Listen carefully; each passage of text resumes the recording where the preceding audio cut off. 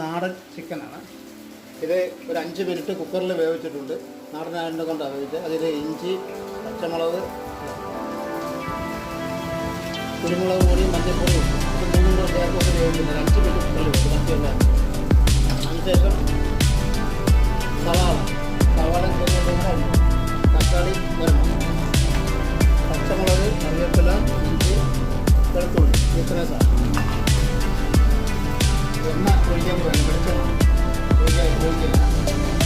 വെളിച്ചെണ്ണ വെച്ച് കുറച്ച് ആവശ്യമുണ്ട്. ഇത് 3 സവാളയും കുറച്ച് ചെറിയ ഉള്ളി ആവശ്യമുണ്ട്.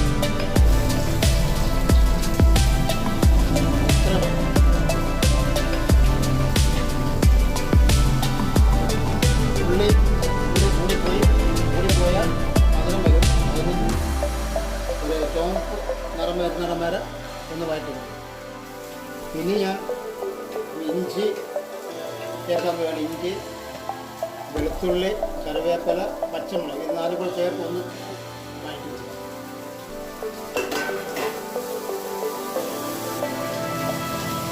ഇനി നമുക്ക് മസാല ഇടാം. ഉള്ളി വഴറ്റാൻ വേണ്ടി ഒത്തിരി ഉപ്പും കൂടി ഇടാം, പെട്ടെന്ന് വഴറ്റിക്കും.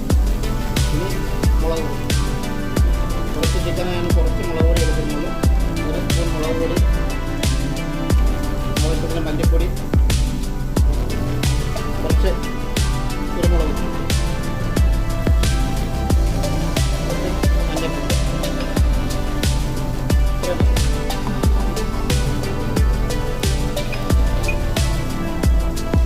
ഗരം മസാല.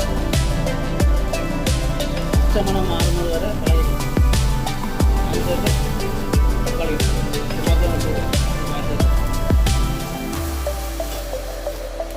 ടൊമാറ്റോ ഇടാൻ പോയി ഉള്ളി നല്ലതോടെ വഴറ്റിയിരുന്നു.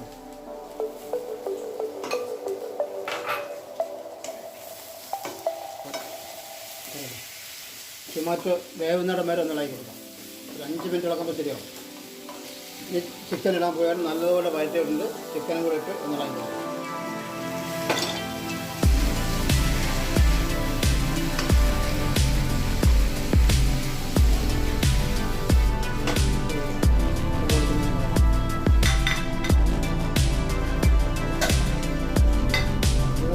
വെച്ച് വേവിച്ച് ചെയ്യുന്ന ചിക്കൻ സ്റ്റോക്ക് ഒഴിച്ചു.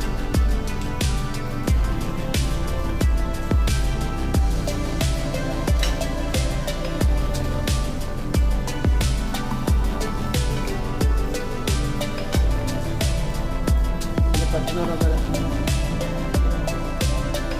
നിങ്ങളുടെ പാകത്തിന് ഇതിനകത്ത് മുളകും ഒക്കെ ചേർക്കുമ്പോൾ നോക്കി ചേർത്താൽ മതി. ഞങ്ങൾ പുറത്തായി ചെയ്യുന്നത് നാടൻ 15 മിനിറ്റ് ഇത് വേവിച്ചിട്ടുണ്ട്. ചിക്കൻ റെഡി ആയിരിക്കുകയാണ്. മസാല എല്ലാം ഇട്ട് ചേർത്തതിന് ശേഷം 15 മിനിറ്റ് വേവിച്ചിട്ടുണ്ട്. അപ്പോൾ നല്ല റെഡിയായി.